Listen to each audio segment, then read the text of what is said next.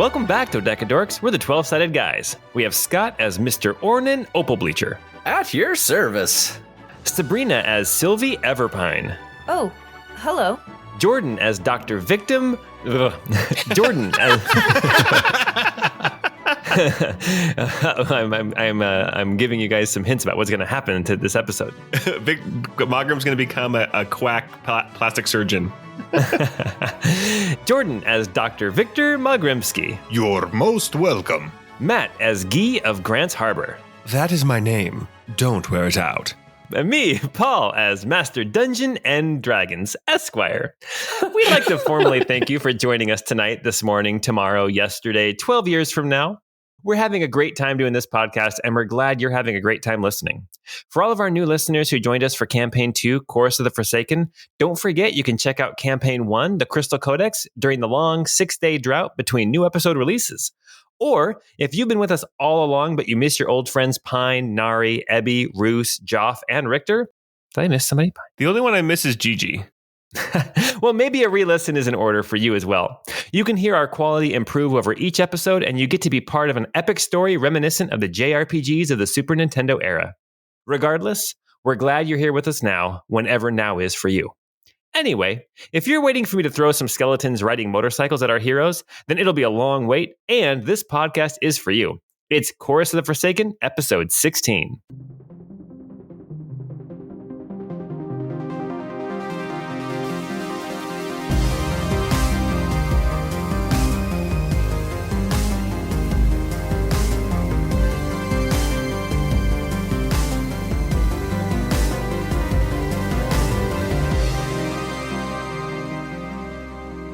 I know that game. I loved that game. I may be one of the only people who loved that game. Did you like the first one or the second one? I preferred the second one because the second one included the entire first one. That was a trick question. Well, very well. Welcome back to Via Severia and the city of Redlum in the Alaron Barony. Last time we were together, we witnessed the aftermath of a colleague of Sylvie being burned on a pyre. We saw the crowd disperse after some words from an Aeonin archprelate. Also, on the other side of town, Guy and Dilar had a meeting with a tabaxi woman named Aeliona, who was a tailor at Thistledown Threads. After a confusing conversation in Thievescant, business was had, and Dilar was handed over to this woman, Aeliona, who said that she will help find Dilar a place to be safe. But she also informed you that the person who used to do this kind of work probably had just been burnt on a pyre. Dilar and Pranciful were left with Aeliona, who assured Guy that he would be taken care of. But she also mentioned that there is a group here in Redlum, a secret group of magic users in hiding, calling themselves the Silent Voice, or the Silenced Voice. I can't remember which one I wrote down, but I think it's the Silent Voice. After Mogram, Sylvie, and Ornan went to the inn called the Oaken Throne, where some more people from the caravan were staying, and Guy joined them as well. There was some conversation in the common room with Calden as well as with Ryla. Guy was putting on the moves with Ryla. Also, the family that had been traveling with them in their caravan was there as well, minus one person. Grandma. The elderly The woman. most suspicious grandma I've ever met. Oh, jeez. She was no longer with them. And when you confronted the family, they said, oh, no, she wasn't related to us. Once we got into town, she went her separate way, and she said that she had family here in town. And that woman, we got a very strong reaction from Matt, the player. I don't think we got it from Guy. I'm pretty sure that was Matt, the player. Yeah, Matt the player. But he did talk to Calden about it. Yes.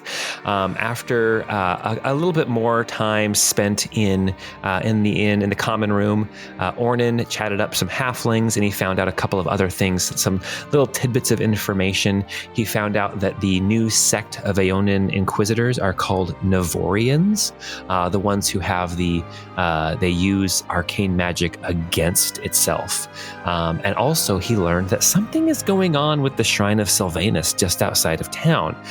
The druids and caretakers of the shrine have been seen more and more in town, and they apparently have been meeting in a park in the city instead of in the Shrine of Sylvanus where they would be expected to be.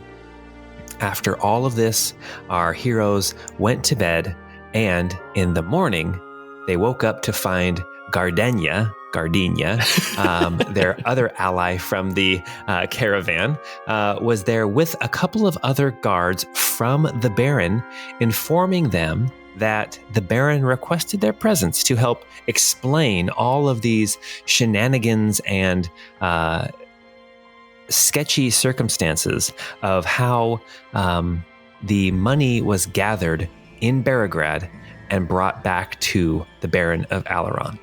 And that's where we're at right now, in the common room of the Oaken Throne, talking with Gardenia, who informs them, our party, that she is to bring them to the Baron in Umbral Pike Keep. Well, I think we should probably change our clothes, though. I've got a gravy stain on my shirt. I need to go get that new one that Guy bought for me. No. I think we should stay in our regular clothes. Yeah, we should change out of these new fancy threads that I bought us yesterday. That's right. I am wearing my fancy duds.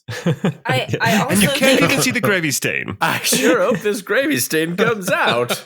It looks good. It's distinguished. Don't worry about it. You know, I know a very special trick to get stains out of clothing. Does Is it it involve urine? It's urine. It's totally urine. You guys saw right through that.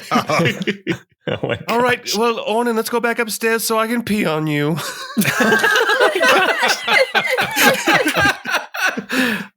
We'll be right back down, Gardenia. He said loudly in the middle of the bar. We'll be right back down, Gardenia. We need to go change. We'll come along in just a minute, okay? Give us 25. All right, I'll be down here waiting.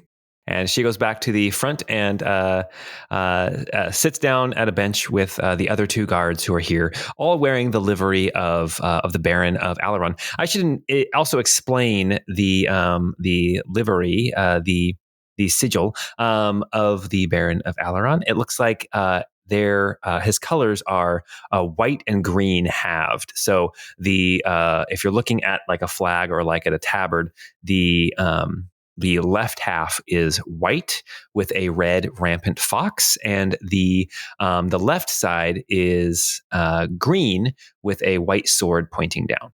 That's for me. I do that for me. I like it. When I was in college, I was poor and I should have been buying books for my classes, and instead I bought a book about heraldry because that's me. That's amazing. You learn all about chevrons and rampants and 7-Elevens. Sinclair stations. And bar and Techrons. Chief. Saltier and all that. Or Saltier, however you say it. All right, awesome. Okay, so you guys head back upstairs to the room that you all share. So poor you had to eat nothing but saltines. Yes. Cut that joke. Or don't. Womp womp. All right, you guys head back up to your room. It's the room on the third floor. It is overlooking the front of the inn. There are two bunk beds in it. All right, everyone. Do we try to go out the window, or are we actually going to go with Gardenia? Well, I think we should probably go with her, but I think we should answer questions with as little detail as possible. Yes, I think that would be a good idea. And I don't know that if we run now, I think we risk whether this is an innocuous meeting or something more confrontational. We don't know. But if we run, it will be confrontational the next time. Yeah, that's true.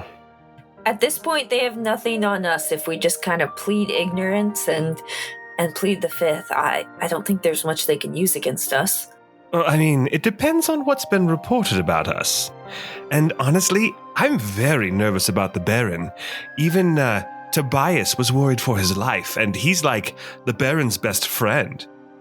Also, not to bring up a sore point, but Guy, do you think you're gonna be an issue? Wilhelm might be an issue? Do I really look like that anymore? I mean, I've changed my whole look. You don't think anybody here is gonna be looking for you that hard? I don't know. Honestly, I was never a big player. I'm a player, but I was never. I was Ryla's never like laying there in bed, just thinking about what a player you are.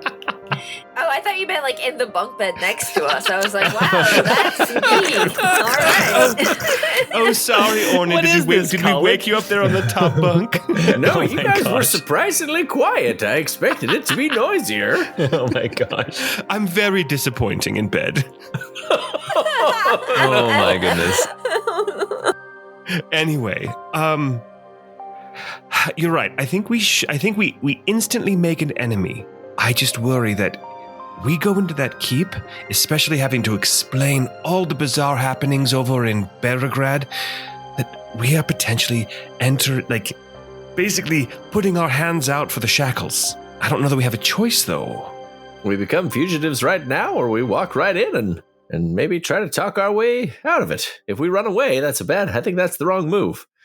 I think we go in and see if we can't, I don't know, talk our way through this. Plead ignorance. Yeah, sure. Sylvie, you have that bracelet, right? That will charm someone to like you better? I'm quite charming, if that's what you mean. Yes, I do. It's been a few days since we last checked out those items. Have we had a chance to figure out what all the rest of them do? Oh, yeah, Ooh. for sure. If you guys would have spent some time with them, I think there's 4 items left that you guys have not figured out yet.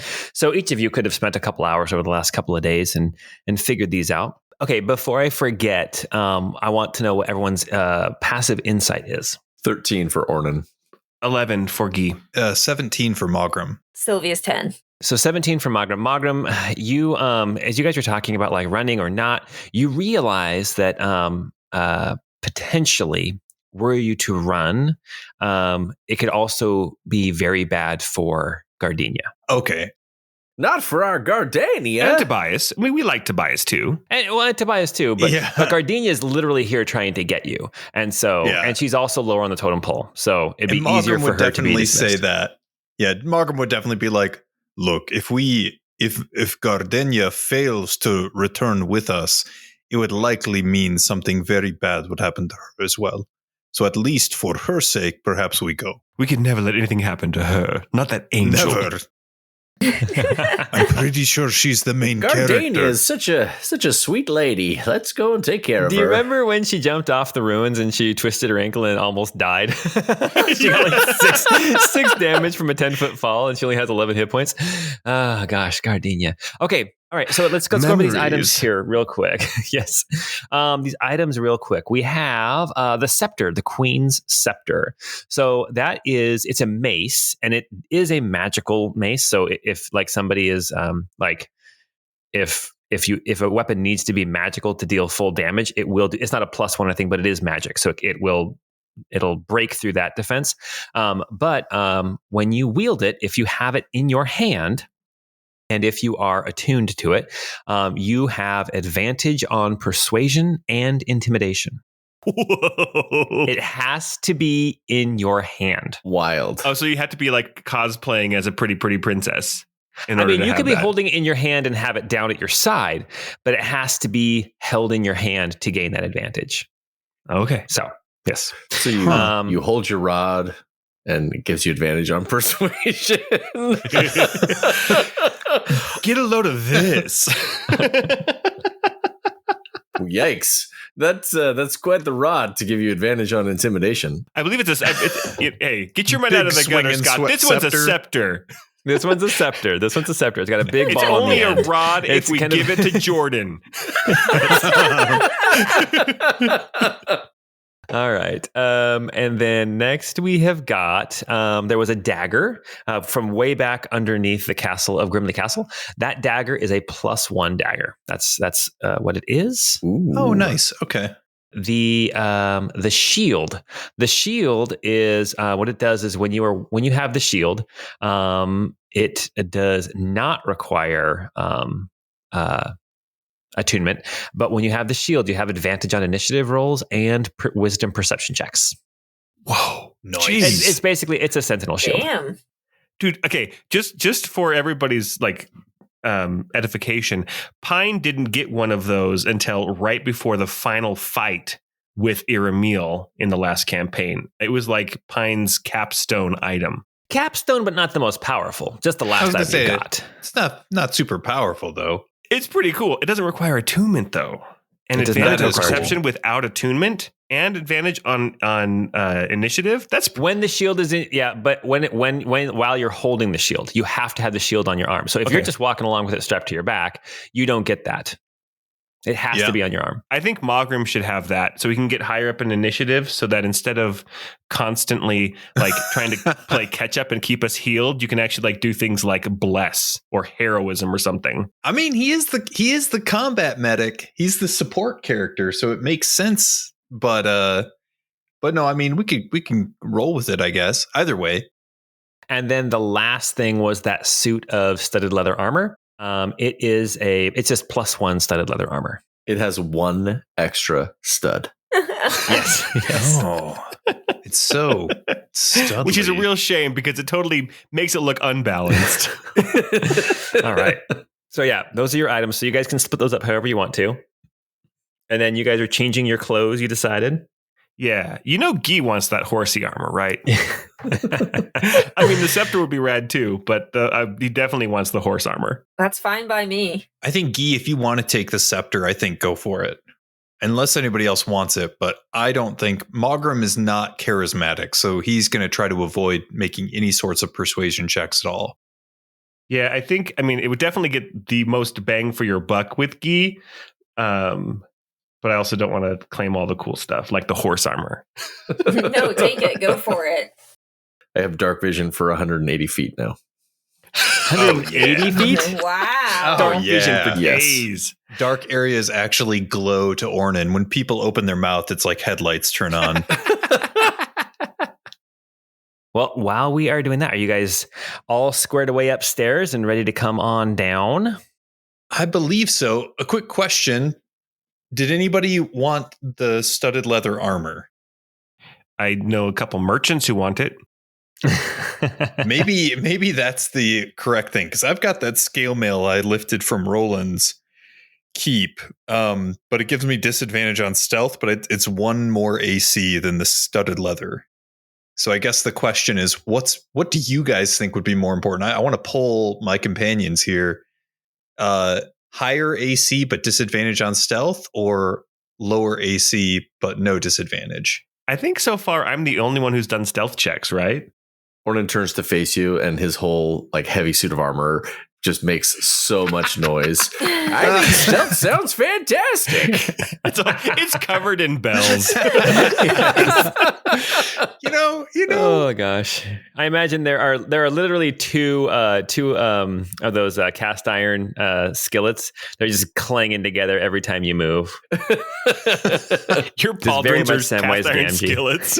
You never know when you might need to bust them out to make some lunch. Of course. Honestly, I would say stick with the scale, because have you really had to sneak it all? Not really, and I think you're right. I think I'd love to get more gold out of stuff, so let's sell the more valuable thing if we need to. Or we can save it until one of us dies and Serena becomes a main character and we can give it to her. Yeah, I love it. Paul did warn me. He's like, I hope everybody has a backup character. All right. Okay. You guys are finishing up upstairs, changing out of your fancy clothes, trying to figure out how to get this William Shakespeare collar off, getting all turned around, and the canary yellow outfit is taken off and burned. It's like, no, Ornan, that's not the collar. That's a coffee filter from downstairs. Well, they're about the same size. Yeah, it's like It takes your full forearm to tie that bow. So Yes, Oh I my noticed. I can't quite reach it. Very good. All right. Are you guys all set then? You head back downstairs? I guess, geez. Yeah, I suppose so. All right, as you head back downstairs, Gardenia sees you. She stands up. The other two guards that are with her, they stand up as well. And she says, all right, if you will follow me. She leads you out of the Oaken Throne. I'm going to kind of describe the city, but if you guys want to talk to Gardenia at all on this walk, you can do that after I kind of describe what's happening. So the Oaken Throne is kind of on the south side of the city. Okay. As you walk out of the Oaken Throne, just a little bit south of center is Umbral Pike Keep. I'll just say it's in the middle of the city. And it is a massive complex. If you were to split the city into like a 3x3 grid, like a tic-tac-toe board, Umbral Pike Keep is almost the entire central square of the city. It is quite large. You can see as you're walking around it, it's up on a hill. Like the walls around it are not on the hill, but then the inside is raised up so that you can see these buildings and towers poking up over the wall of the castle. As you walk around the east side of the building to come around towards the gatehouse, you can see that it is this massive dark stone structure with a large portcullis that is up currently. There is these large wooden doors that are swung open as well. And you can see as you go through the gatehouse, you can look up and you can see these murder holes up above you. You can see that these portcullis, it's a series of 3 portcullises, however you say it, and these massive doors with big beams that come down. This castle seems very, very impervious to a head-on assault. And as you go through the gatehouse, you enter into this complex of Umbral Pike Keep. The keep itself, the castle, is large, and it's almost like inside the castle is its own separate little village, its own community. You can see that as you were outside of the castle, you saw guards walking around that patrolled the city. When you come inside the castle, you see that the guards, even though they wear similar livery, similar colors, there is a difference in the cut. The armor is higher quality. It is more steel and less leather, right? The weapons are more dangerous and deadly. You see drilling in the yard. You see that there are homes in here as well. You can see that there's like people baking. You see a woman chasing her children as somebody else is beating some rugs with one of those, rug wand things that you beat rugs with. But the main part of this castle is all these different buildings that are all kind of stuck together. But it still has that fortified feeling. But it is kind of interesting to see community happening inside the castle like you would see outside the castle as well. And Gardenia is going to take you right to the Baron. So if anybody wants to talk to her as you guys are making this trek, go ahead. Gardenia, what kind of reception should we expect from the Baron? Yes, what is his mood and disposition? What can we expect? Yeah, how close is she to the other guards too? They're pretty much, they're not shoulder to shoulder, but you can't talk to her without having them over here as well. Okay, good to know. It's like she's in the middle with you guys, and then they each take up a spot on either side of you. They look, these guards that are with her, they look like these more heavily armored, better trained guards, like the Baron's personal guard, basically, the castle guards, as opposed to the city guards. So she might not be able to answer, completely honestly at this moment. Yeah. Well, that's why I didn't say much more than that. Well, she'll give you some information.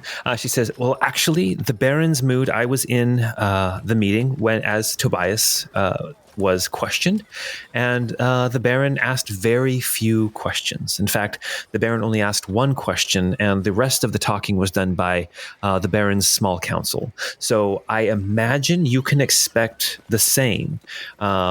So just so you're aware, when you go in, the council consists of 4 people. There will be Sephora, the mistress of coin. Eleanor is the chancellor. You'll recognize her. She's an older woman. Thaddeus, Lightbringer. He is the the High Priest of Torm here in the city, and then also the General of the Baron's armies, Cedric. He's the Dwarven man. You can't miss him. So those 4 will probably be doing most of the questions. Wait, the High Priest of Torm, not Iona? Oh, yes. No. High Priest of Torm. Yes. I'm not exactly sure how it all works out, but basically, the Baron, as far as I know, she kind of looks to the side to the other guards to see if like she's maybe saying too much, but they just kind of ignore her. So she says, the Baron's family has always worshipped Torm, I do believe, and the High Priest of Torm has had a place on the Baron's council for generations. Even though the Church of Iona is maybe more popular and has more of a presence here in the city, the High Priest of Torm has a higher position in the city, if that makes sense. It's almost... As far as I'm aware, and you guys would kind of be aware of this as well, kind of in the, maybe not ever spelled out, but everyone kind of has this idea, and she'll say what that idea is. As far as I'm aware, the reason why Iona has such a presence here is because Iona is the Church of Iona, and their mission has been sanctioned by Mirloff and by the royal family, by the king. Doesn't necessarily mean that they are in control, but it means that their methods and their mission is sanctioned by royal decree, as opposed to basically, and she kind of looks to the guards again, she's like, the Baron can't do much to stop them as long as they're following what their sanctioned mission is. Does that make sense? Not that he wants to, or not that we would ask him to or anything. Don't worry. I'm not. I'm more worried for you. That was that was for the benefit of the other guards. Gotcha. Yeah. Any other questions you guys want to ask Gardenia? Not with these hoes around. Your short hair looks nice. Well, thank you. Thank you. Yes, I was promoted. So, and they cut your hair with the promotion. I'm going for a whole new style. Awesome. You're starting a new chapter. I like it. Looks great. You'll have to give me the number of your stylist. Yeah, me too. Do they do mustaches? I'm sure they eyebrows can do too. Ornan's eyebrows are like sticking out past his nose. Shop. Do they do threading? Sorry. What is this? The mall? All right. I always think of threading as like a kiosk in the mall. Anyway, as you guys move through Umbral Pike Keep, you head towards a large building, kind of in the center of the complex. You see that there are some stairs going up to this double door. You can see a big banner hanging over the door. You know, it's split white and green, just like all the other banners and flags you've seen over the castle. And she leads you into this area of the castle. You walk in, and there is this large hall. It is probably 40 feet wide and easily 100 feet long. You see banners hanging. The ceiling is very, very high. You can see there's balconies up on either side. You see people milling about in here. Everyone kind of looks dressed in nice clothes. They look like they're doing important things. You see conversations happening over in one corner. You see a group of like 5 guards all not goose stepping, but marching in rhythm with each other down another side of the hall. And Gardenia takes you. But kind of silly looking. But exactly, kind of a silly march, like you see, soldiers all over the world doing. And Gardenia takes you down this hall about halfway, and then there is on the left side of the hall there is this double door that she takes you up to, and she knocks 3 times and stands back. And then the doors open, and you are led into a room. As you walk into this room, you can see that the floor is made up of marble tiles. There are these like wooden like inlays of this design, very fancy, very intricate, and very expensive looking. You can see that there are pillars or columns that look like they support the ceiling. For the grandeur of that outside hallway, this is actually a relatively small kind of great hall, or like a throne room type of thing. And as you walk in, you imagine maybe this is not like the grand hall. Maybe this is a separate, smaller hall, like a council chamber type of a thing. But as you walk in, this is an okay hall, yes, but very well decorated and designed. As you walk in, you can see that there are other people in here. There are 2 guards standing, one on either side of the entrance, and then as you move into the room, you can see that there is a dais at the far wall, and that dais has a throne on it. And there's one of those big, like, green canopy things like you see over thrones, and it is green, and you can see like the emblem of a white sword has been stitched into it, and it's flanked on either side by these green and white banners. And sitting on the throne, you see an older man. It looks like he is Geralt of Rivia. That's not Geralt of Rivia. Like, that's adding could be 60 years. Okay. Totally could be. Just old. It smacks of some Geralt. Okay, it does smack up some Geralt. This man has white hair and a white beard. He also looks, he has a scowl on his face. And just looking at him from across the room, you imagine this is his resting face. He's got RSF, resting scowl face. But it also looks like he has a build to him and an air to him of a warrior. And you imagine that even though his hair is white, that maybe it's prematurely white, or maybe he just keeps in good shape. But that looks to be Baron Thorne Darkeheart, the Baron of Alaron Barony. Oh, yes, yeah, that hair slicks back real good, guys. Oh, yeah. He looks pretty good. He looks can pretty play good. a wicked slap bass. He looks pretty good. As you guys are walking in, you see some other figures. You see down in front of the dais, you can see that there is a table that is set up, and there are 4 seats at the table. On one end of the table, you see a man. He is older. He's got a nicely trimmed, like, salt and pepper beard and mustache. He's wearing some sort of a religious hat on his head. It's not a mitre like the Pope would wear, but it has that kind of I don't want to be offensive or anything, but that kind of impracticality. That is exactly the word I was looking for and looking for. It is an impractical hat, and it is decorated with symbols of Torm. Like it has like stitched on it a couple of, you can see even at this distance, like some gold fists that are etched onto it, because the symbol of Torm is, I believe, a gauntlet, a fist. And he is sitting at one end, and then next to him, facing the entrance as you are walking in, you can see an older woman.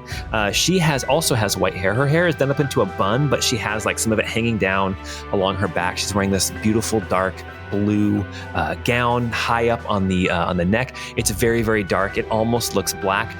She is talking to the person sitting next to her, who is an older dwarf.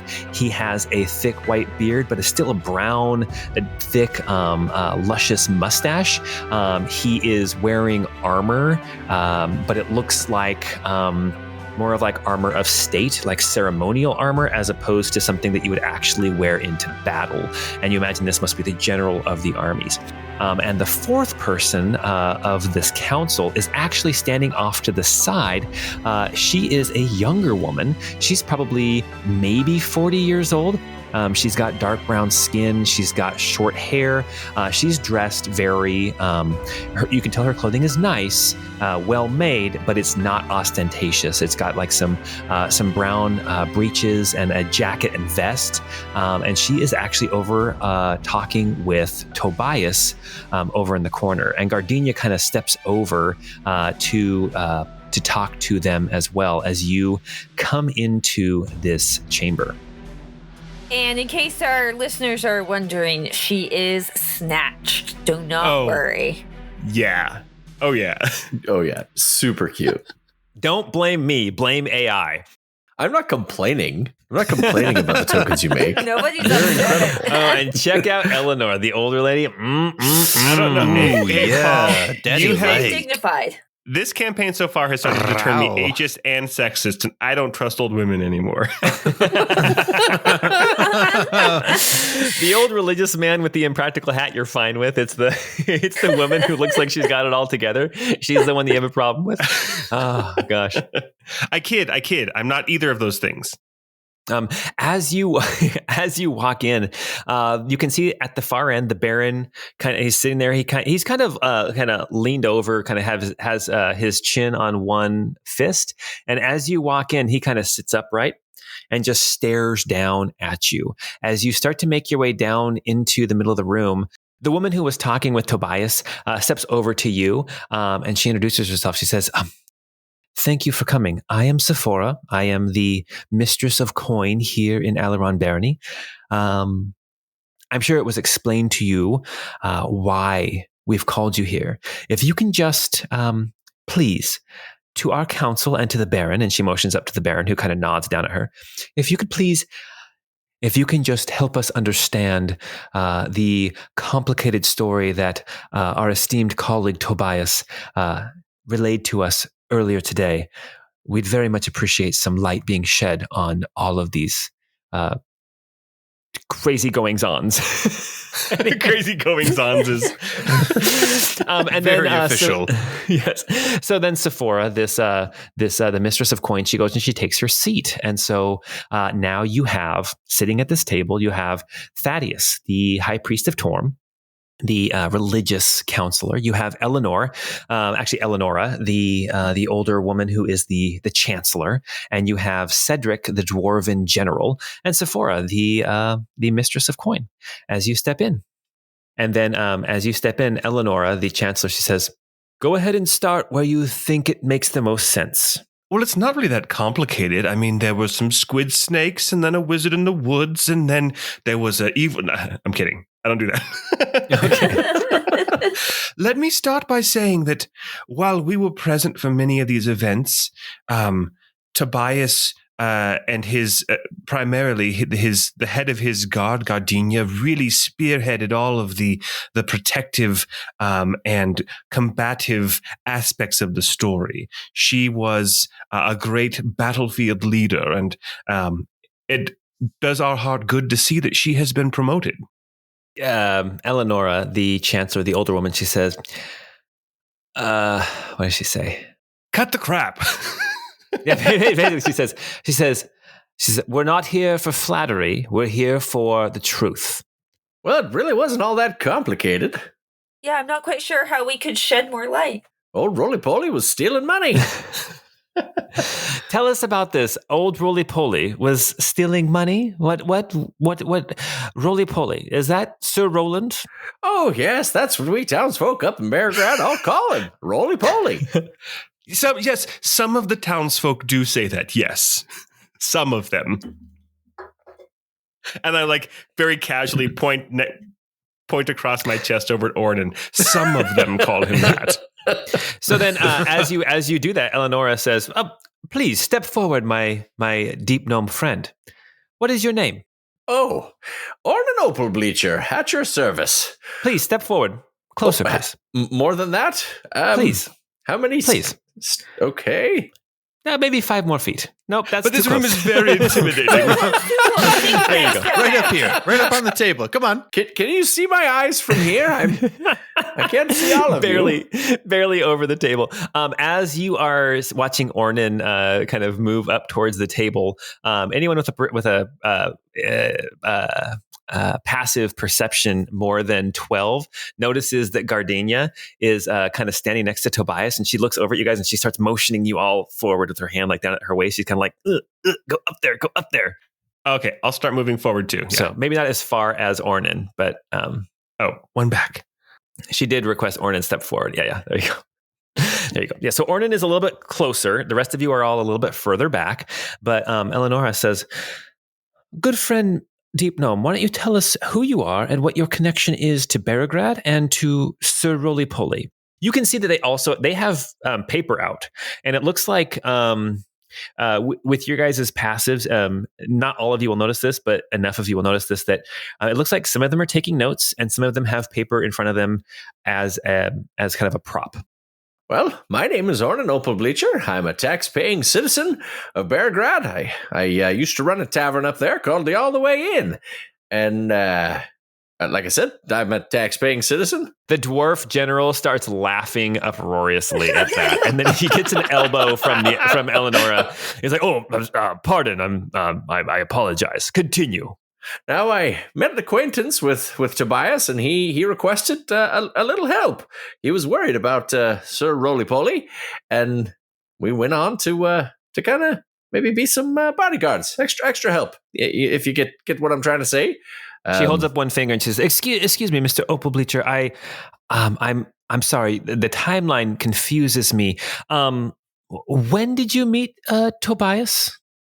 On the road out toward Barograd. Okay. So, can you tell me about the events of your meeting, Tobias? Well, there was a caravan that was delayed, and I had a shipment of goods on the caravan, and went out to inspect it. And that's where I met these companions here, and that's where we met old Tobias. They were waylaid by some squid snakes. Squid snakes, okay. And then the dwarven general speaks up. Is like, "Squid snakes. Are you? Tell me more about the battle that ensued with these squid snakes." Well, I was running between some... He's talking to the whole group, not necessarily just Ornan. But Ornan can continue to talk if he wants to, because I love it. Anyone else can jump in, by the way. At some point, there's going to be some checks that are going to need to be made, and if it's Ornan doing all the talking, that's great. Yeah, and I was running between the legs of some horses, and there was these squid snakes snatching people. It was quite a fracas, but we survived. How about, the timeline is this: we arrived late in the evening to find one of the wagons had been. All the wagons had been delayed because there was some debris in the road that stopped the forward progress. And so we actually stayed the night there with the caravan. And in the night, there were some squid snakes. I've heard them called gricks, but I think that squid snakes is the technical term. He's nodding. The dwarf is nodding. Yes, squid snakes. And at least one wizard, but we took care of them. I was going to get to that. Yes. So these squid snakes, they attacked us in the night. They actually took two of the members of the caravan and killed one of the horses as well. And yes, we heard Evangeline Lilly. She will be missed. God, rest her soul. There won't be another Hope Van Dyne in the next Ant-Man movie. I was hoping for a Lost reboot, but yes, continue. Yes, and while we were fighting, as my friend, this is Sylvie behind us, as she stated, there was also some magic wielder, some witch or wizard in the woods that seems to be in league with these squid snakes, and so you may hear some rumors of this wizard, but actually, their connection ties in later, because it turns out they were in league with, as Ornan said, Sir Roly-Poly back in Barograd, and we ran into her again. But anyway, we defeated most of the squid snakes, and some of them fled, and we moved on for another hour or so that night, just to find a safer place for us to spend the rest of the evening away from the hunting grounds of these squid snakes. Any checks yet? Not yet. Okay, so do you guys want a little insight into this? You did. Yes, you did. Okay. So I'm going to give you guys the option. Maybe this is too brutal, so maybe we'll have to redecide this later. But for now, this is kind of fun. I'm going to give you guys the option. You can either, at the end of all of this, make one check, or you can make multiple checks throughout the whole thing, but with advantage. Oh. I say we make multiple checks. Yes. Yeah. And just try not to lie too much. All right.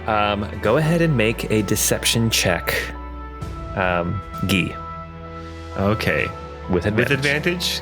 Yes, with advantage. Okay, here I go. Oh gosh! Oh, It's an man. 11. Oh my First gosh. roll. Oh my goodness. I got a +7. You rolled a 4 and a 2. I got a +7, and with advantage, I got an 11. Okay. I imagine, Guy, you realize now as you're saying it all out loud that it doesn't sound as convincing as it did when you were talking to a bunch of villagers who were ready to go out into the woods with pitchforks and torches. But what happens is the people at the table start scratching down more notes. Or Magram, with your passive perception, you also notice that even the people who were not writing down notes begin taking notes at this point. And they all just write down full of beep. Wait, that bleep sound sounded different than normal. Do I have like any sense of how, like, what does Tobias look like during all of that? You're going to glance over at Tobias. Yeah. I'm going to have you actually make a perception check or an insight check about Tobias. I'm going to have you do the actual check. All right. I think I'm going to roll the insight, a 21. You see him biting his lip, and you can see that his hair, like where his hair meets his scalp, is a little bit sweaty. Ugh. You see just the slightest glisten on his forehead. Okay. All right. Okay. Eleonora, the Chancellor, she says, okay, continue, please. The rest of this debacle. Debacle? Somebody, please. Somebody. Well, that's fairly straightforward after that. Tobias asked us to assist him. Yes. And we did so, and did our best to get as much money back for the barony as we could. It was a shock when we found none. It was even more of a shock when they attacked us. Yes, please. Fill us in on what happened there. I'm going to fill in a couple of the gaps. You went to Grimley Castle, correct? Oh, yeah. Yes. You met with Sir Roland Grimley, the knight, the vassal of, and she motions back to Baron Thorne, the vassal of our good Baron Thorne, correct? Yes, and we reminded him of that fact. And what happened next? He was not interested in paying his taxes. Real quick question. How many of you in real life right now are sweating? I'm feeling pretty nervous. Yeah, I'm definitely nervous. Okay. All right. Right. He said he was too close and he wasn't going to give in, and he refused to give over the king's taxes. And it actually turned out he'd spent most of it, if not all of it. I think he said it was too late. They were all gone. Yeah. Some light necromancy, I think, was going on. He had the darkest of magics. You see that Thaddeus, the high priest of Torm. You see him make he kind of reaches up towards his neck and holds like a medallion, and he kind of whispers something. He says, "Yes, we heard tale of foul magics being used in Grimley Castle. Terrible, terrible things. Now, what became of that foul magic?" Well, when confronted with all of it, we were attacked. Thaddeus, the high priest, he cuts you off. He says, "Was Sir Roland under the control of this foul magic? Or did he do this of his own accord? In your own opinion?" With Magram, with your insight, you look at the table and you can see that the other two of the people, Eleonora, the older woman, the Chancellor, she does not seem. She kind of rolls her eyes at this question. But you also, Magram, with your insight and your perception, you see that Sephora, the mistress of coin, she seems to be sitting back and paying very close attention to the four of you, but she does not say anything. You also see that she is the one person that has not taken a single note during this conference. She is just watching you guys. She's waiting for us to talk about the money. And I would say, Magram, with your insight, she seems to be the smartest one at the table. Got it. Okay. I think Mogram would say, there is much about arcane arts and magic that is quite foreign to me, I think to all of us here. Whether he was under the control of this dark magic user, I cannot say. But that he was in league with this dark magic user is incontrovertible. Honestly, I would say that he had lost the love of his life, his wife, and this magic user, whether she ensorcelled him or simply convinced him that she could bring back his wife, he was duped, whether magically or just through force of personality. So he was being manipulated by her. And when Tobias here asked for the taxes, Sir Roly-Poly raised arms against Tobias. And you fought back. This is Eleonora again, the Chancellor. We did our duty. Well, we got paid more if there is blood. Quiet! Mogram stomping on Sylvie's toe. I mean, she already brought up the Wizard of the Woods. Ooh. That was going to come up. I wanted to get ahead of it. It's true. Well, Cedric Ironheart, the dwarven general, he kind of folds his arms and leans back, and he says, "And the four of you took out Sir Roland Grimley, as well as his guards." It was really Gardenia's work. Yeah, and also there was the other fella, Garth, I think his name was. He also put up a valiant fight before he was felled by Roland's men. I think he was torn asunder by somebody's blade, split in two. Yeah, Cedric, he looks down at his notes, and he's like, I heard he was cut in half at the very beginning of the battle. That did happen. An important distraction. And then he's eyeing all four of you, and he's like, the four of you and Gardenia, a guard of the barony. Well, and Tobias fought as well. Tobias fought. You can, as you say that, Tobias kind of shrinks a little bit, and Mogram looks over and sees a little bit more sweat on his forehead, and then Cedric is like, there were also two members of his of Sir Roland's party that refused to take up arms at the beginning, at least. Yeah, who? There was an refused archer to take who up arms? There was an archer who didn't do anything. Shot one shot, and then she kind of didn't do anything else for a while. And then there was his... I think her name was Sarlenia.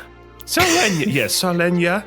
And then there was the... I know he was older, yes, but he was still a warm body there. But his major domo also went and hid and wanted nothing to do with the fight. I'm not asking about them. I'm asking about the warriors. There were... The four of you took out Sir Roland Grimley and his master-at-arms, Gareth. Right, and there was also a Frankenstein or half-orc. I'm not quite sure which one it was. But there was, like I said, there was the archer who didn't do much, and then there was a boy who was a squire who also barely counted on the battlefield. It's like he's going to make an insight check. Actually, no, he already has an insight. Well, if I may just say, I may not look it, but I served in the Glimhaven militia back when in my younger years, so I am a trained combatant. He waves you away, Ornan. All right. He waves you away, and he waves you away, and he says, "No, you, I believe." And he looks over at Guy and he says, "Maybe you." And then he looks back at Sylvie and Mogram. I was city watching Lone Shore. Yes. Then he looks back at Sylvie and Mogram. He's like, "Continue." I certainly didn't do most of the fighting, but I can assure you there's no other bloodhound like me to track out whatever it is you're looking for. It's true. We've been considering calling our little group the Bloodhound Gang. Exactly. So not everything's about bronze. And if I may, I served for a time in the Inquisitions in the Varian Marches many decades ago, and have experience as a combat medic in those situations doing field physician work and surgery, as well as having an ample knowledge of medicines and treatments. And I think those who are familiar with combat would know that having somebody to support the troops in the midst of the chaos can be quite invaluable. This is just to convince the dwarven general. Okay, and he has a specific difficulty you're trying to beat. Basically, you guys have not necessarily lied, but you have left out any mention of using magic. You need to convince him that you were able to take out Sir Roland Grimley and his master at arms and his half-orc soldier who was with him, as well as his 16-year-old squire who turned to dust. You need to convince him. So with the story you've already told, that's great. I just need a deception check with advantage to beat his difficulty. Wait, Mogram, maybe it'll be more convincing if you let him know about all of the magical properties of urine. And how you can use urine for combat purposes. Why don't you show him the hinky punk? Oh, jeez. Okay, am I rolling the deception again? I just need one of you to roll it. So. I think you're the best one at this. +7. Come on, don't fail me. As a 19, that's better. He kind of looks at you guys for a little bit, and then he nods and he sits back. And then Eleonora says, "Okay, so then Sir Roland was laid low, and then his steward then was able to clue you into some of what was happening." Yeah, the steward led us to the basement where all the necromancy was happening. Please tell us in detail what you found in the basement of Grimley Castle. There were walking skeletons and a couple of zombies and this lady that was quite scary. She charged us and was flinging spells. It was quite the fracas. Oh, magic is terrifying. She was definitely the one Roly-Poly was spending his money on. Yes, I was in fact laid low for a time. They had to revive me after the battle. Yeah, there was an altar with what we believe were the remains of Sir Roly-Poly's wife. You're going to always call him Sir Roly-Poly. I love it. Okay. And after you defeated this magic user, you realized that this magic user was the same woman who attacked you the night before or 2 nights before on the road. Yes, that is the truth. I suppose, to be fair, I'm not sure we ever gave her a fair trial since she had passed, but that was the assumption we made. I mean, what else could it be? Could there have been even more magic users in that area? That seems highly unlikely. And the Grix stopped attacking relatively recently after she left. Well, was dead, not really left, but, was killed. I sure hope the Grix really stopped attacking. Thaddeus, the high priest of Torm, he says, "Tell me what you found of this ritual that she was performing." Well, there were the bones of Sir Roland's wife there on the altar. We saw the freshly dug casket that was there. There seemed to be a table, right, with like different potions or things. I don't know how magic works in this case, but it looked like there was a chalice of blood or something. Magram, make it. No, I'm just kidding. Okay. Honestly, it looked like she was. There were. If you were to go down into this chamber, there were 2 statues that looked to be of some kind of a deity.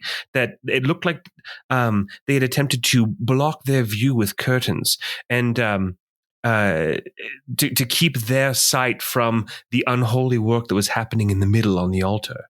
You see Thaddeus, the high priest of Torm, starts nodding. He says, "Yes, of course, desecrating a temple not dedicated to your god or your pursuits. It's best to try to hide the eyes of that person who the temple is actually dedicated to." That makes sense. See, exactly. Our whole story checks out. And then Eleonora, then she speaks up again. The chancellor, this older woman with the bun on top and the fringe of like the white hair hanging down.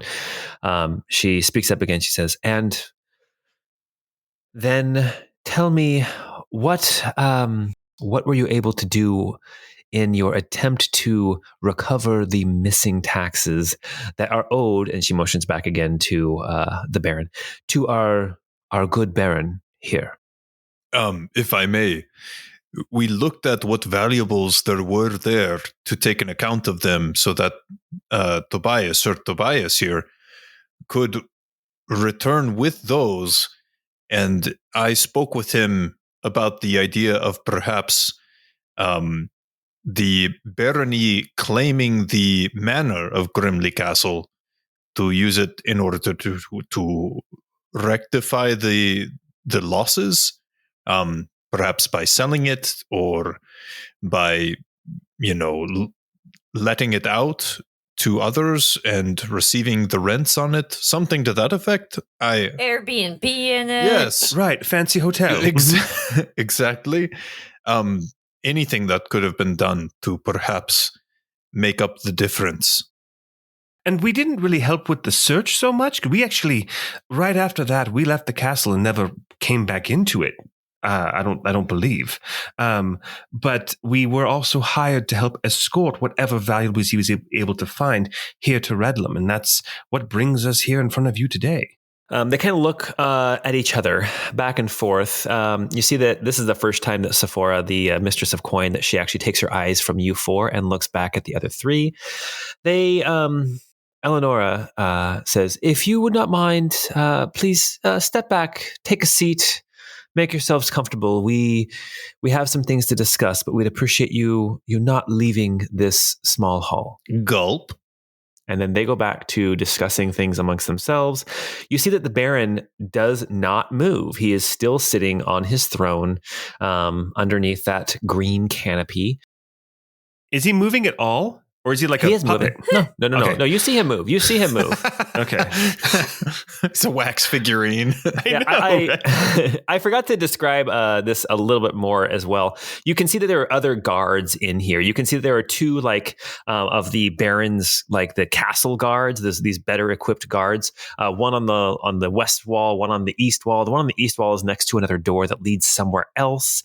And then back, kind of standing about 10 feet to either side of the Baron, you see that there are these two warriors that look like they are these are above and beyond the castle guards. You see that there's a woman to his left and there's a man to his right that are standing there at attention. One is the woman has a great sword strapped across her back, and then the man on the right, he's got a sword, like two swords at his waist.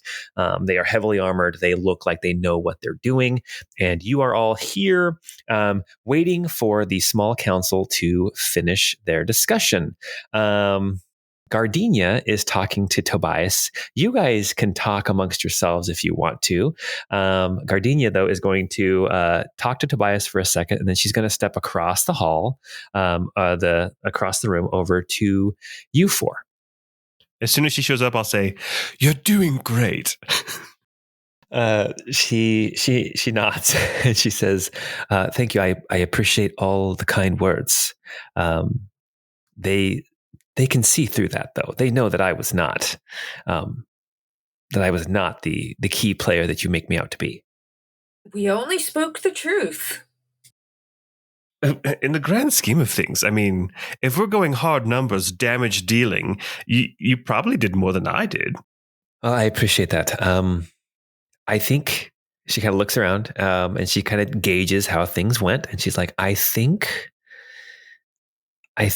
it's going well. Yeah, there was a bit of a misstep with the Wizard of the Woods thing, but I think we can play that off as just us assuming that, of course it had to be the same wizard.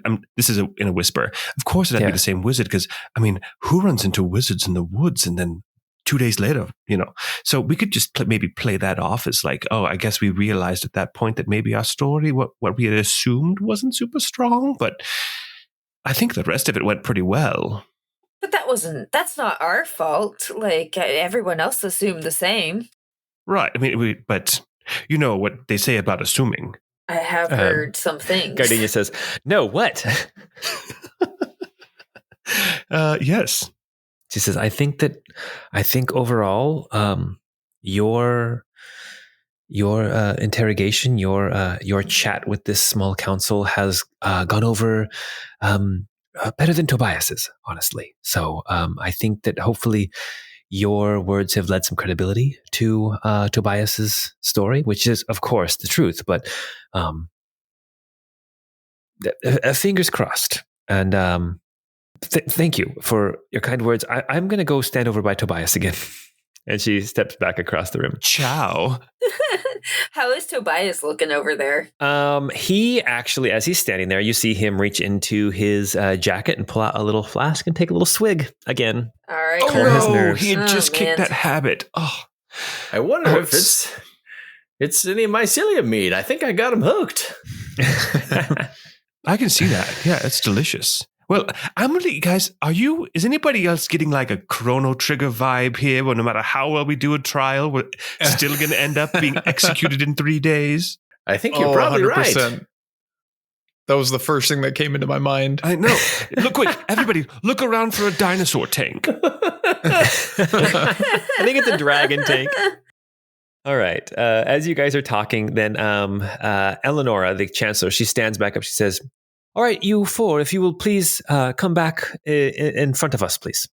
She looks down at her notes and she looks at the other members of the council, and then she turns back and looks at the Baron, who nods, still with that scowl on his face. And then Eleonora turns back towards you and she says, we have listened to your tale. We've listened to, and she motions over to Tobias, we've listened to Tobias's tale as well as Gardenia. And after weighing all of the evidence and after gathering all of this information, I'm going to have you make one more deception check with advantage. Oh, jeez, guys. Do it, Guy. Do it. Do it. Turn on that smile. It's like, so I know that it's a random number generator. So I'm like, when is the optimal moment to click? Oh, dude, that's 221. Damn, you Nice. chose the optimal Nice. moment. Oh my gosh. With advantage, a 21 and a 21. Oh, fantastic. Awesome. Okay. I will finish this out and then I'll kind of tell you how this whole situation was set up because it's kind of fun. People like to see behind the screen a little bit. Eleonora says, it seems that Tobias and the story that he has shared is the truth, at least as close to the truth as we can come.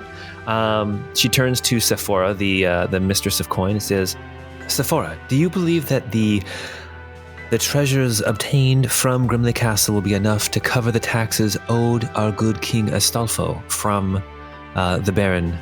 And then Sephora, she looks down at her papers. She shuffles the papers a little bit. She says, yes, I believe it will be. I believe that it will be enough. And then Eleonora turns back to the four of you and she says, I thank you for all the help that you have given to the barony in retrieving these missing taxes, and I now commend you for all of your help. She turns back to the Baron and she says, Baron Thorne, it appears that the preparations made for your trip to the Council of Barons in Meyerloff, that all preparations should suffice. And you see the Baron nod. And then he kind of, with just one hand, he kind of just, with the back of his hand, kind of shoos you away. And Eleonora turns back and says, that will be all. You may now leave the castle and enjoy your stay in Redlam. I will do a swooping bow and then turn to head out. Yeah, likewise. Yep, rolling tide. Well, that went well. As you are leaving the castle, Gardenia follows you as well. I want everyone to make one last perception check, not passive, just actually make a perception or an insight check. It's a 14 for Guy. Oh man, Mogram's the insight is his perception is gonna be huge. Sylvie rolled a 19. Ornan got a 13 insight. Malgrim got a nat 20 insight for a 27. Wait, did you say my perception gosh. or insight? Didn't I say Either. I said either. Oh, okay. Yeah. He's trying to roll the right thing. Okay. I'd say with a 14 perception, as you are walking out, Guy, you notice Tobias. It looks like his shoulders have relaxed. It looks like he is. He kind of starts wiping his forehead a little bit, and he goes and he sits down on a bench there in the room as you guys are leaving, and takes a big breath. It appears as that he's he emptying was his flask on the ground. No. With the insights with Sylvie and Mogram with your 19 and your 27. All right. So, Sylvie, as you are walking out with your insight, you glance back and you can see you feel eyes on you. And as you look back, you see that the Baron is staring across the room at you, at the four of you as you leave. You guys, I think he's checking me out. He's pretty hot. And you're not even wearing the bow. Mogram with your so this is insight. So Sylvie, you get the impression that while your story may not have been totally believable at times, the Baron is willing to overlook certain inconsistencies with your story and let things slide a little bit. Mogram, with your natural 20, your 27, you kind of glance around the room as you're leaving, and you lock eyes for a second with Sephora, the mistress of coin. And she gives you a little nod, and something about that little nod, you get the distinct impression that she was on your side. No matter what, she was on your side. And that is giving you the blessings of a natural 20. Now, can I tell you guys a little bit about how, as you guys leave the castle, Gardenia is going with you. She does not say a word until you guys are actually out of the castle, out of the gatehouse. You're standing out in front of the castle. You can see the Prolian Archive in front of you, this two split towered building out in front of you. And you see the High Ward to your right. You see the West Quarter to your left. You see the lake straight ahead, and the large Church of Aona straight ahead as well. But let me explain kind of how this was going to work. So there were a couple of checks you guys had to make, but everybody on the council had their own passive insight. And different people had better insights than others. So Cedric, the general, the dwarven general, his passive insight was 13. Okay. So they're all above average intelligence, right? Eleonora, her passive insight was 14. Thaddeus, the religious advisor of Torm, his passive insight was 15. Baron Thorne's passive insight was 16, and Sephora's passive insight was 17. Depending on where your checks landed in that range, different things could have happened, as well as different outcomes. But you guys managed to pull it all off with a couple of really good deception rolls. And even though you haven't convinced them of everything, you convinced them of enough that you are now free to go and roam around Redlum at your leisure. So I didn't trick anybody with that first deception check about the Wizard of the Woods. Okay, so with insight, with your passive insights, actually everybody can roll insight, but I'll give it to Mogram anyway. And I guess I guess I can. Yeah, I rolled an 8. Sylvie rolled a 19. Nice. That's 2 19s in a row for you. Yeah. Ornan also got an 8. And Mogram gets it anyway, just because his passive insight is so insane. But so I think Guy and Ornan, you guys are like, maybe they did buy it. Maybe they did buy it. Maybe there was enough that they actually, it makes sense. Like you guys are kind of talking yourselves up in your brains. You guys are kind of going through everything. Yeah, that makes sense. You kind of are talking yourselves into it. Mogram and Sylvie, though, you both recognize that nobody in that room was an acolyte of Aona, and maybe not even a follower of Aona. And while following the creeds of Aona might be a nationwide kind of law or rule, in that room, they were willing to overlook certain things as long as it wasn't like crazy.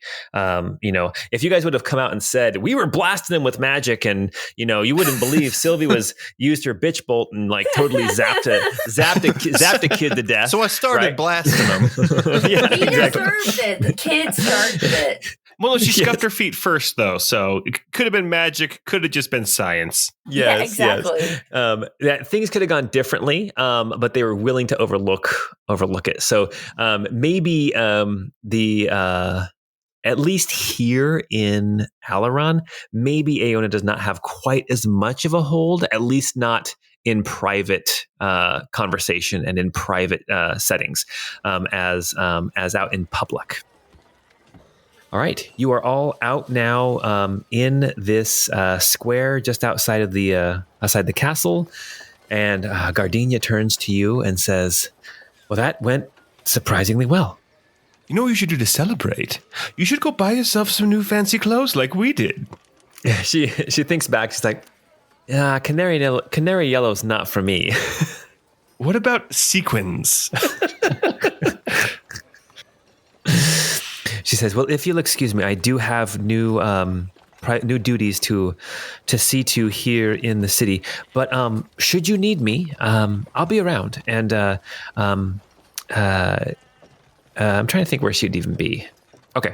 She says, should you need me, I'll be around. And if you need me, I'll be at the constabulary in High Ward. There's a constabulary in High Ward, and there's one down in Sweet Quarter. But I'll be over in High Ward." Which you guys would know is like the rich part of town. Well, congratulations again on your promotion. No, thank you very much. Yes, you really deserved it, Gardenia. We weren't just blowing smoke. You always impressed us. We were always so impressed with how you handled yourself. Yes, don't sell yourself short. Yeah, I don't sell myself short. I'm amazing. I like you. All right, and then she is going to go her separate ways. All right, here you are in the city of Redlum. In the city of Redlum.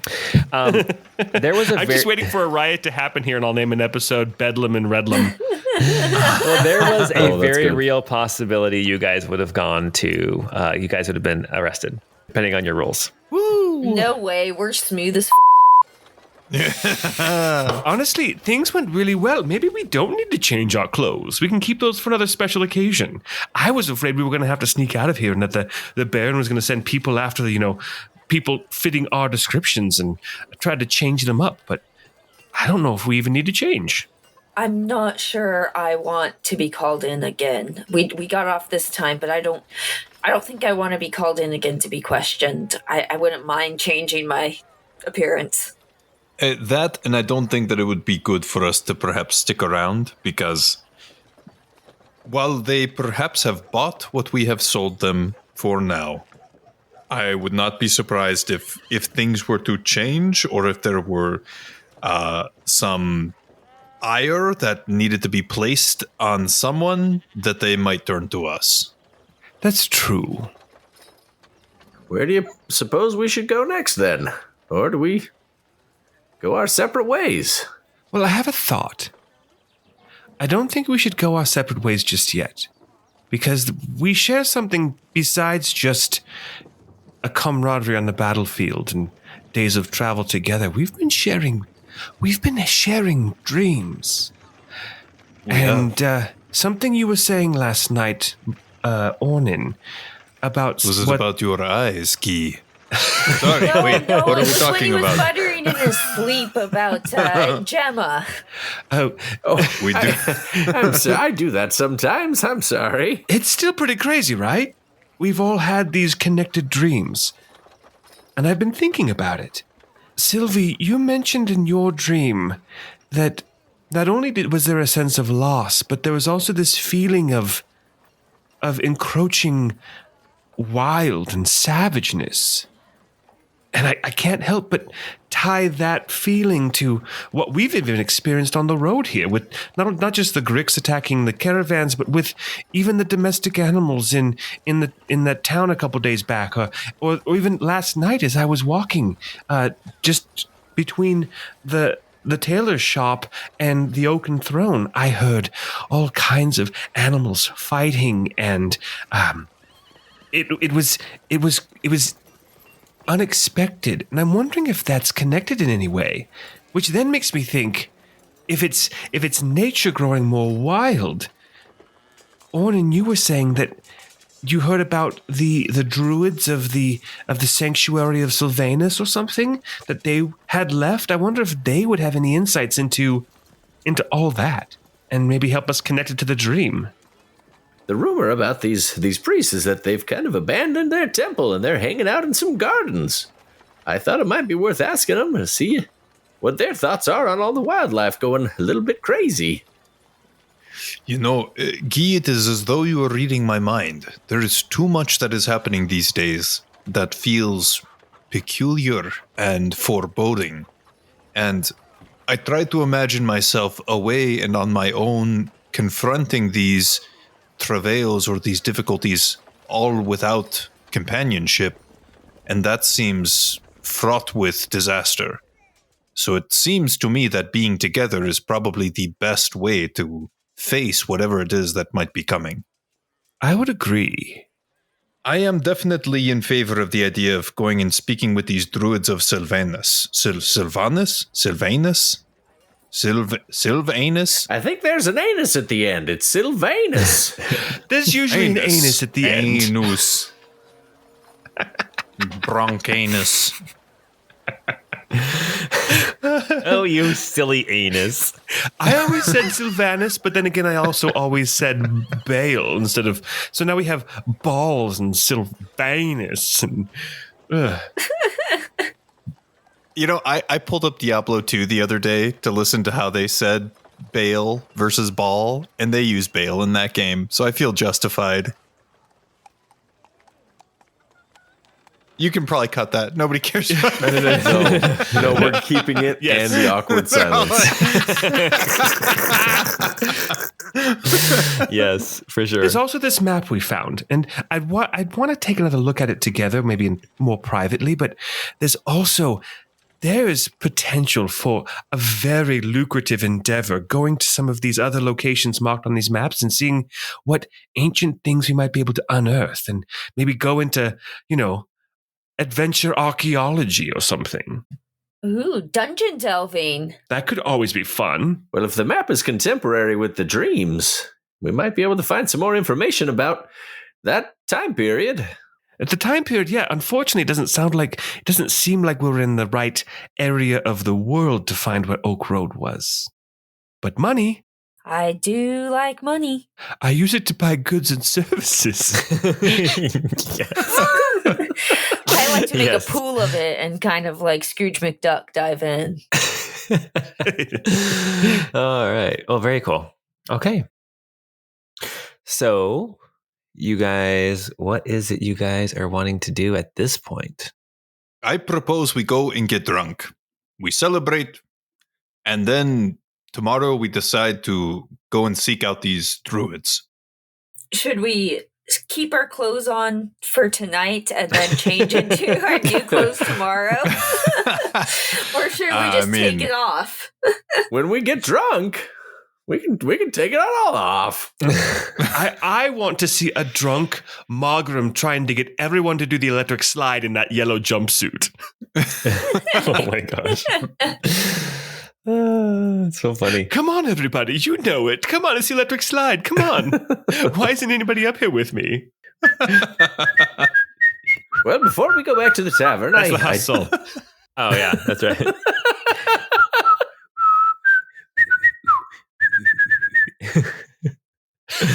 Before we go back to the tavern, I need to find a bank. I'd like to send some of the money we found back to Gemma. Oh, that's very generous of you. You're a good man, Ornan. Well, I just like to take care of them, since my brother's not around anymore. Yeah, Guy, you spotted a bank over in the High Ward. The High Ward is like High Ward and Lakeside. That's like the east and the northeast of the city. That's like the premier rich area. Also, I should explain a little bit more about the city too. There's a couple of villages. There's two gates that leave on the east side out of the city, and there's a gate that goes to the south. And the gates that lead out to the east side, there are two villages right on the outside of the city. there's Bonner's Row, and then there's Greenway Village. And just so you guys are aware, just to kind of give you a kind of political idea of how this works. Bonner's Row is a small little village that's right next to Redlam, but it actually has a knight who is the vassal there who runs Bonner's Row, and then also Greenway Village has a knight there as well. So there's these other vassals of the Baron, even though they're right here, right next to the city. So Bonner's Row and Greenway Village technically are their own entity. Maybe that was more information that anybody cared about. That's more for me. We care. I like it. So what's happening? What are you guys doing? Well, we can sell the armor and we can send some money to Gemma, and then we can just go spend the rest of the day plastered out of our minds. Here. Are edibles legal here? I won't tell if you won't tell. I'm sure I've got a bag of mushrooms in my pack somewhere. Is there a way for us to possibly check on Dilar and see what happened with him? Oh, yes. Okay. Let's go back to our room. Let's do some things. We can check on Dilar, and there's something else I wanted to do. I didn't tell any of you this.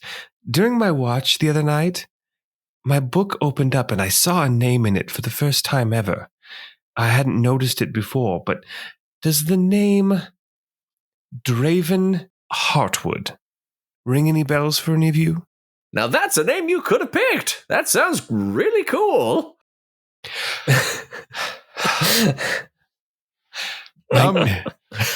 What is the nature of this book that you have anyway? How did you obtain it? Yes, do names spontaneously appear in it often? Just this is the first time. I think we should get some drinks in us before we start talking about this, and I'd like to do a little more in a place a little more private. Okay.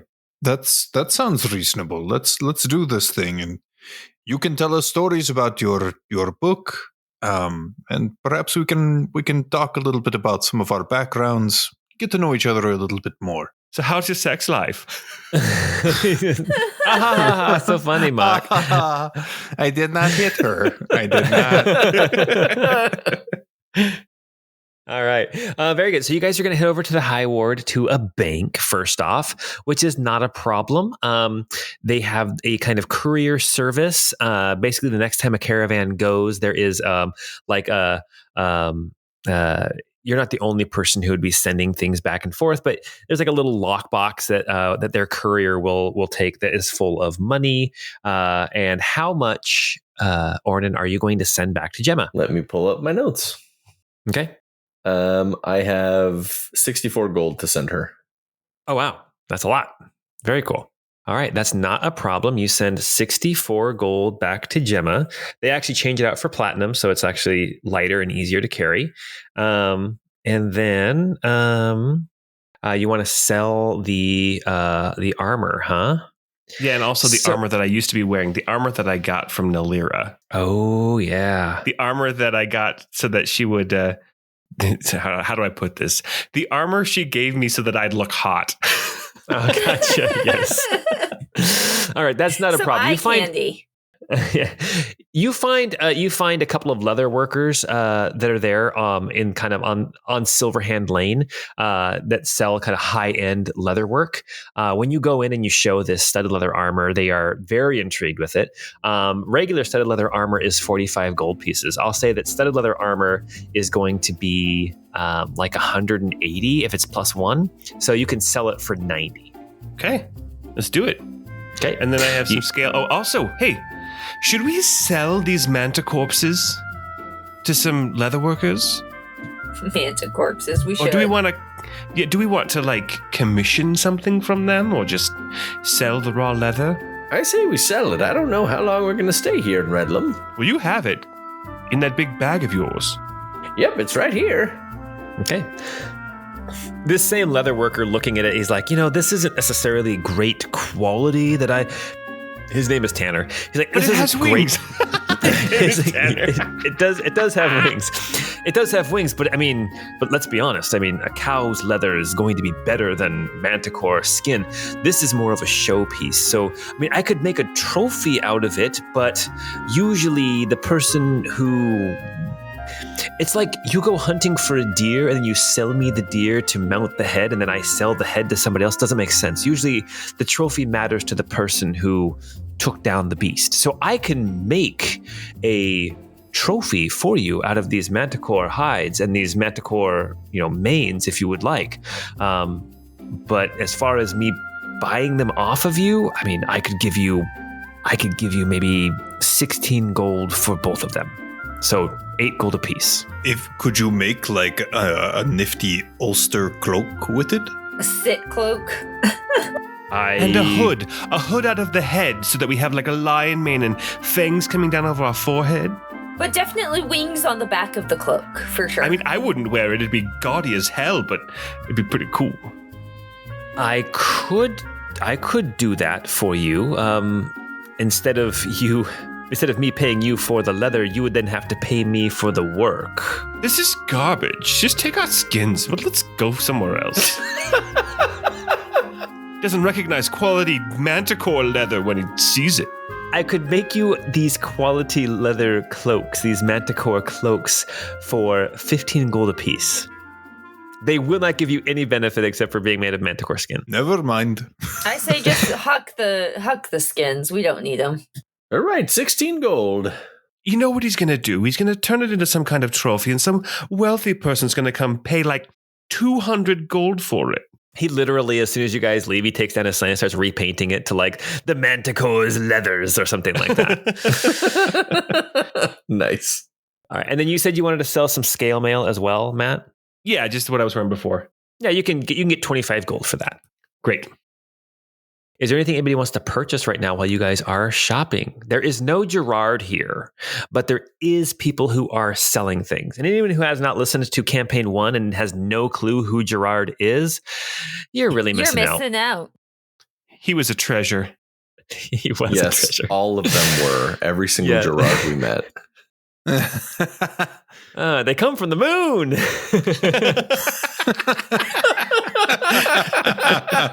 I still think that he was some sort of like god that was like everywhere all at once. Yeah. All right. Well, as you guys finish up shopping and you head back to the Oaken Throne to maybe have a couple drinks, maybe talk about some of the things that have been going on, and maybe decide on your next steps of what you're going to do, I think you all realize at this point that you kind of dodged a bullet a little bit with that meeting with the Baron, and that things could have really gone south, but they didn't.